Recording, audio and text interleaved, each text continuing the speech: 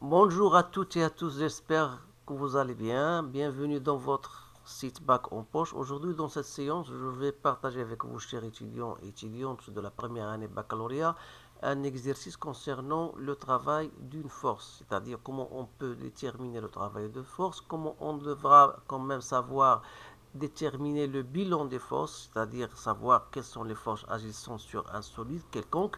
Alors tout ce genre de questions, vous allez le retrouver dans ce sujet-là qui est devant vous. Donc essayez de stopper la vidéo pour relire comme il le faut ce sujet-là, bien sûr, et vous allez répondre aux différentes questions en se basant sur ce que vous avez vu dans votre cours.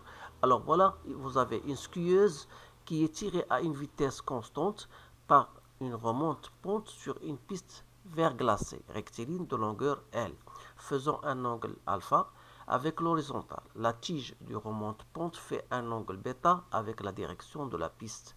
Alors la masse de la skieuse équipée est M égale 58 kg. Alors première question, on va étudier l'étude des différentes forces. Faire un bilan des forces s'exerçant sur la skieuse et les représenter sur un schéma. La force exercée par la tige est parallèle à sa direction et les frottements sont négligeables. Alors, quelle relation existe-t-il entre les forces appliquées à la skieuse?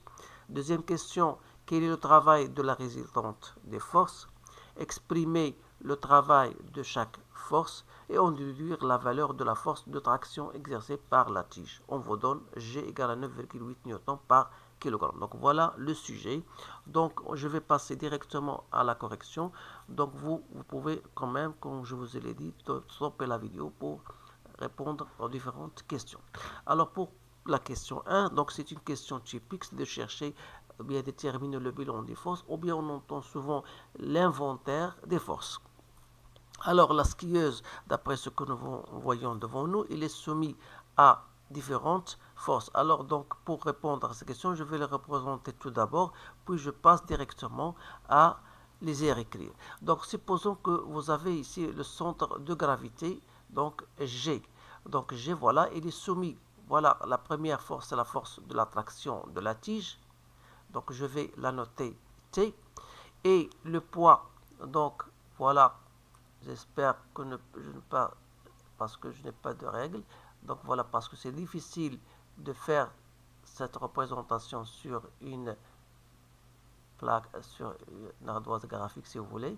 Donc voilà le poids P. Donc il me reste la, la réaction. Donc la réaction ici c'est voilà R. Donc elle est perpendiculaire puis au plan à la réaction, tout simplement parce qu'il n'y a pas de frottement. Alors j'espère que cela puisse bien être compris par tout le monde. Donc on a donc trois forces. Donc je vais les écrire ici. Voilà. Après les avoir représentés, vous pouvez même vous prendre un autre schéma donc pour les représenter. Donc ici, je vais dire que la skieuse est soumise aux forces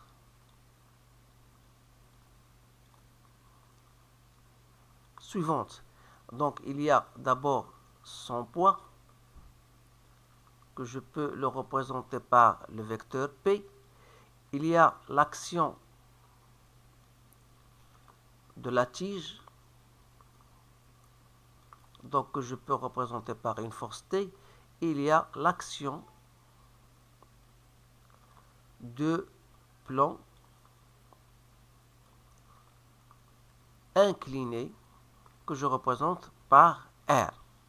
Alors, deuxième, ça c'est la question A. Donc la question B, quelle relation existe-t-il entre ces forces appliquées? Bien sûr, donc si vous revenez au sujet, on vous a dit, la première phrase, que la skieuse est tirée à une vitesse constante. Alors dire cela, c'est pas quelque chose de, donc c'est quelque chose de très important. Donc vous allez dire que notez que la vitesse de, de la skieuse, bien la vitesse du mouvement est constante. Alors d'après le principe d'inertie que vous connaissez tous, que lorsqu'il s'agit d'une vitesse constante, alors la somme des forces extérieures appliquées égale à 0. C'est-à-dire qu'on aura donc P plus T plus R égale à 0. Donc voilà la relation qui existe. Maintenant, je vais passer au calcul de travail de force. Donc la première question, quel est le travail de la résultante, c'est-à-dire la somme de toutes ces forces. Donc c'est le travail des forces qui sont P, T plus R. Et comme on a dit que ça égale à 0, donc c'est-à-dire le travail est nul. Alors ça, c'est pour la première question. La deuxième question, exprimer le travail de chaque force. Donc je dois chercher le travail de poids selon le trajet de A vers B, qui n'est autre que mgza moins zb. Alors, est égal à moins mgh. Pourquoi? Si vous revenez bien sûr à la schéma, vous remarquez que za est inférieur à zb. Alors za moins zb, c'est quelque chose de négatif. Donc c'est pour cette raison que je fais préciser le signe moins. Alors za moins zb n'est autre que cette altitude h. Donc on devra la calculer en utilisant la fonction sinus. Alors voilà, je vais faire cela. Donc en disant que za est inférieur à zb, alors puisque si je travaille avec le sinus, vous savez que le sinus de alpha est égal à h sur ab, soit disant h sur l. De là, je peux tirer h n'est autre que l sinus de alpha. Alors, je vais noter donc que le travail du poids égal à quoi? Est égal à moins mgl sinus de alpha. Donc, vous remarquez que le travail ici est négatif. C'est un travail résistant, c'est normal, puisqu'on remonte. Donc, je vais maintenant chercher le travail de l'attraction de la tige. C'est-à-dire, l'attraction de la tige, c'est le travail de T. D'une façon générale, je sais que le travail d'une force, c'est le produit scalaire de la force avec le déplacement. Alors, c'est le module de T, le module de AB, c'est L. Cosinus de l'angle que fait T avec L d'après la figure, donc c'est bêta. Donc voilà, tout simplement le travail de la tension, l'attraction T. Donc le travail de R, c'est-à-dire l'action du plan incliné, est égal à 0, car on a supposé qu'il n'y a pas de frottement. Autrement dit, R sera perpendiculaire au plan incliné qui est le vecteur AB. Alors, la question C. Donc voilà, il me reste la question C. En déduire la valeur de la force. Alors, d'après ce que nous avons vu, on a dit que la somme des travaux égale à 0. Donc la somme des travaux de toutes les forces est égale à 0. Ceci veut dire que T, L, cos de bêta, moins M, G, L, sinus de alpha, égale à 0.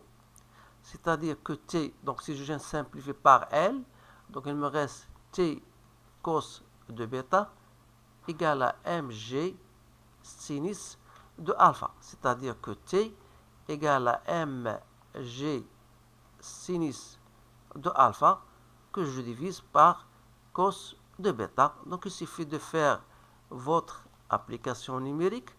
Donc T c'est 58 kg fois G c'est 9,8, sinus de alpha c'est-à-dire 20, que je divise par cosinus de 30 degrés.